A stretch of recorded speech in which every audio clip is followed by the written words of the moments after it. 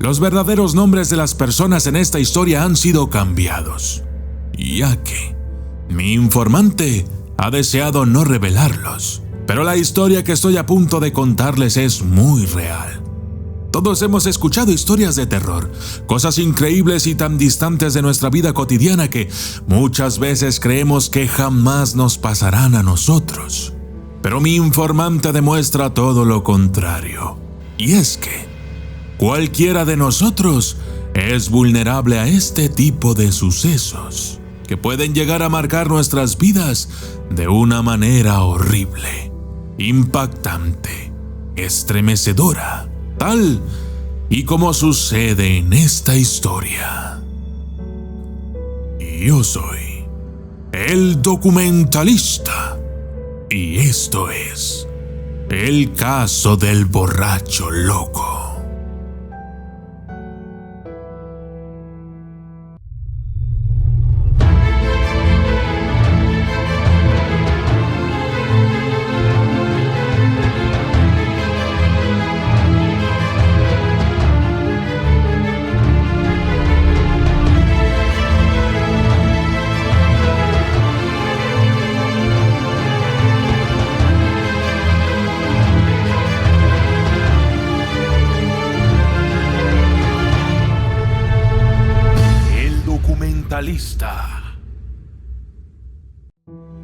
Ana vivía en un pequeño, bonito y mágico pueblo de Jalisco, en México.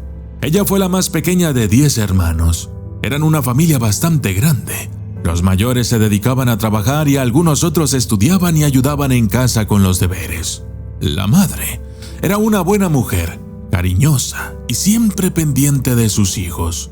Pero el padre era un hombre chapado a la antigua, pero además machista, altanero, obstinado y sobre todo un borracho empedernido. Ana cuenta que en ocasiones aquel hombre tardaba varios días en llegar a casa. Se la pasaba por ahí de cantina en cantina, bebiendo y sin trabajar. Esto ocasionó que algunas veces la madre tuviera que trabajar para poder mantener a la familia. Mientras ella y sus hijos intentaban salir adelante, el borracho del padre se esmeraba en caer cada vez más en las garras del alcohol. Un día, tocó a la puerta una extraña mujer. Llevaba un pañuelo morado en la cabeza y su maquillaje era extravagante. Sus manos tenían uñas largas y pintadas con símbolos raros. Su acento no era de la región. Hoy en día Ana cuenta que cuando recuerda a esta mujer, la reconoce como si fuera una gitana. Aunque ver gitanos en aquellas partes de México es bastante raro. La gitana llegó sin preguntar nada y fue directo al grano.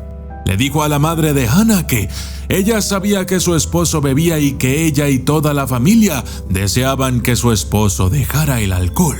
Le ofreció una solución y le dijo: si usted quiere, yo le puedo solucionar el problema. No le cobro nada, pero necesito un billete de 1,000 pesos.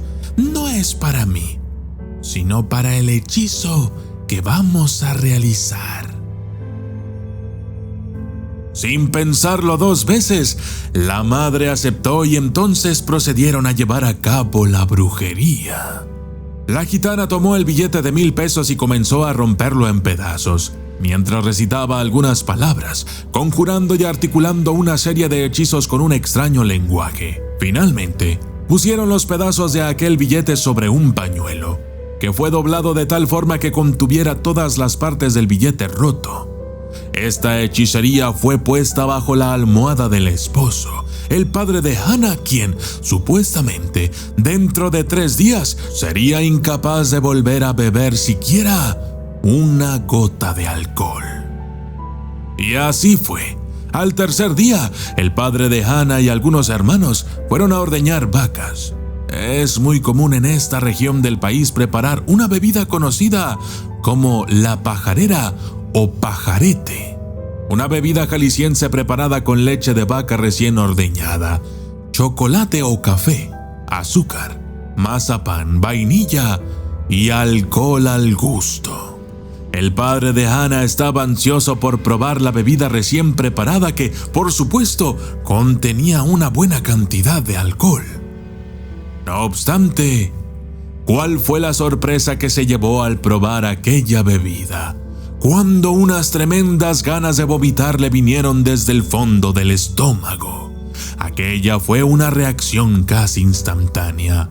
Justo en el momento en que el alcohol tocó sus papilas gustativas, el asco le vino con tal fuerza que vomitó, aún teniendo el estómago vacío. Aquel vómito no eran más que pequeños restos de comida putrefacta y mucha bilis. Más tarde, aún sintiéndose mal, intentó beber una cerveza, pero le fue imposible siquiera darle un trago a la botella. Con el primer olor a cerveza, el hombre quedó nuevamente asqueado y con la horrible sensación de querer vomitar. Fue así que el padre de Hannah jamás volvió a beber alcohol nunca más. Un día, el pobre hombre se despertó diciendo que durante la noche anterior se le había aparecido un hombre, quien le había dicho que en un cerro había escondido un tesoro, unos costales que contenían oro y que necesitaba sacarlos para descansar en paz. Este hombre misterioso fue descrito como un charro montando un caballo negro. Su nombre era Martín Toscano, lo cual es interesante, porque de acuerdo a la historia de Jalisco, existió un personaje legendario con el mismo nombre, de Jalisco, bandolero y preinsurgente, de quien se habló y se habla en Jalisco, Colima y Michoacán. Supuestamente Martín Toscano escondió varios tesoros en diferentes partes de estas regiones. Pero esa es una historia para contar en otra ocasión. Hannah jamás olvidaría aquel maldito nombre, ya que desde aquel día su padre comenzó a perder la razón. Comenzó a obsesionarse con aquella aparición y con lo que le había dicho. Se la pasaba escarbando, haciendo hoyos, subía al cerro y hacía lo mismo. Incluso formó una especie de cueva y estaba seguro de que ahí encontraría el tesoro. Pero nunca encontró nada. Pronto comenzaron a ocurrir cosas extrañas en casa de Hannah. Durante las noches se escuchaban voces, ruidos extraños y ruidos reconocibles, pero que de alguna manera lograban infundir temor en la mente de aquella pequeña niña que, según cuenta, podía escuchar en ocasiones un caballo pasando por fuera, en la calle, y que ella imaginaba que era aquel jinete, Martín Toscano, quien llegaba a hablar con su padre mientras éste dormía. La obsesión del padre de Hannah era tal que pronto comenzó a hacer rituales que, según él, el charro le pedía que hiciera. Después también comenzó a hablar acerca de una mujer y un niño que se le aparecían. Era como si estuviera viendo a los muertos o algo así. Los días pasaron, la condición y obsesión del hombre empeoraron. La familia, cansada de todo aquello, le dio un ultimátum. O dejas esas loqueras o mi madre te va a dejar. Nos iremos de aquí, a los Estados Unidos, y no te volveremos a ver jamás. 5 días después de aquellas amenazas, la madre de Hannah comenzó a sentirse mal. Decía que estaba soñando cosas raras, que una niña venía durante las noches y la abrazaba y que mientras más lo hacía, más cansada y fatídica se ponía. Fue de esta manera que Hannah me cuenta todo. Al parecer, su madre fue consumida poco a poco por aquellos malditos sueños. Todo pasó tan deprisa. Lamentablemente, la madre de Hannah murió 3 meses después de haber comenzado aquel calvario. El fallecimiento de la madre de Hannah dejó en ella un gran vacío. Ella era la más pequeña de todos. Era quien más necesitaba a su madre. Pero ahora ella se había ido y se quedó sola con sus hermanos, quienes se hicieron cargo de ella, de la casa y de todo lo demás. No había pasado ni una semana del fallecimiento de la madre cuando el padre de Hannah, una vez más, ya estaba escarbando por todas partes, haciendo hoyos aquí y allá. Uno de los hermanos mayores le dijo que dejara esas cosas, que se pusiera a trabajar, que dejara de perder el tiempo con estupideces. 5 días después de haberle dicho aquello, encontraron el cuerpo del hermano en su cuarto, envuelto en sábanas, con un rastro de sangre que salía del cuarto y que conducía hasta uno de los tantos hoyos que ya se habían hecho. Tuvieron que enterrarlo el mismo día, porque el cuerpo estaba pudriéndose a una velocidad extraordinaria.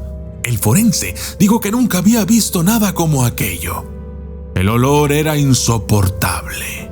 Unos días más tarde llegaron unos parientes desde la ciudad de Guadalajara. Querían darle un último adiós, así es que la familia entera se dirigió al panteón. Al acercarse a la tumba, todos se percataron de que había una nauseabunda peste en el ambiente, un olor tan terrible que hasta calaba en los ojos. Uno de ellos miró justo encima de la tumba del hermano. Había una bolsa negra. La tomó y vio que dentro había pedazos de carne podrida. Parecían hígados y órganos animales en descomposición. Tomaron la bolsa y la arrojaron lejos de ahí. Aquella fue la última vez que la familia entera se reunió. Con el tiempo, poco a poco y uno a uno, los hermanos y hermanas se fueron yendo a los Estados Unidos. Finalmente solo quedaron Hannah y su padre. Ellos hicieron el trámite para las visas y también emigraron al país del norte. Hannah creció. Ahora es madre de 3 y está casada felizmente. Pero hace un tiempo ella y una hermana fueron con un curandero.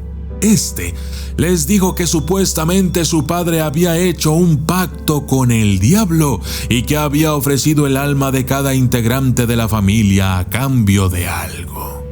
Posteriormente las hermanas fueron con su padre y le preguntaron si era verdad lo que les habían dicho y él respondió: sí, ofrecía a toda la familia a cambio de mucho oro. Y cuando lo encuentre, será para todos nosotros.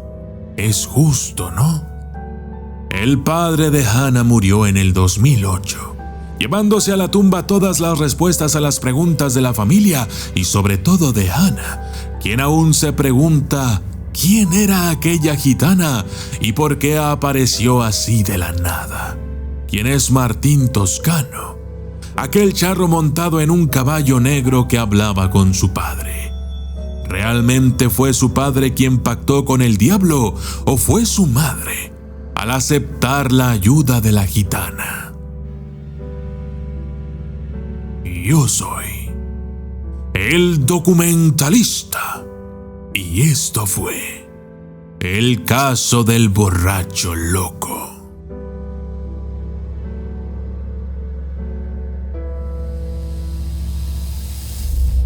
Mi libro, El Vademecum del Terror, ya está a la venta en Amazon.com.